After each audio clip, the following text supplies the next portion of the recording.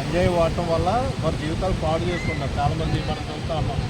వాళ్ళు సరైనటువంటి చదువు లేక వాళ్ళు చదువుతున్నా కూడా వాళ్ళు జీవితాలు పాడు చేసుకున్నారు కదా. మరి దానివల్ల కలిగేటువంటి దుష్పరిణామాలు అది ఎంతవరకు వాళ్ళు బాగు చేస్తున్నారు? ఇంకా అది అనర్థమండి.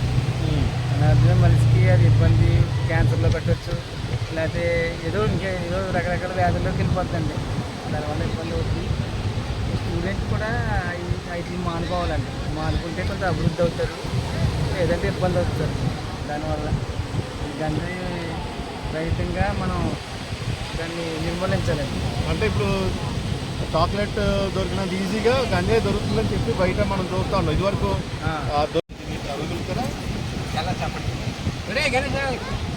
ఇప్పుడు చాలామంది యువత డ్రగ్స్ వాడుతున్నారు, అంటే గంజాయి వాడి వారి జీవితాలను పాడు చేసుకుంటున్నారు కదా.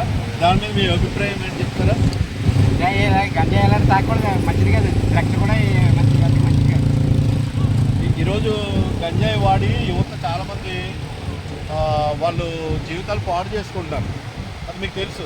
తల్లిదండ్రులు కూడా వాళ్ళు ఇష్టానుసారంగా మాట్లాడుతూ దూషించడం అన్ని వాళ్ళు జీవితాలు పాడు చేసుకుంటారు కదా. దీని గురించి ఏం చెప్తారు మీరు? వీటి గురించి అంటే తాగితే మంచిది కాదు, ఇది ఎంతకు మంచిది కాదు. తాగితే చాలా చెడ్డది.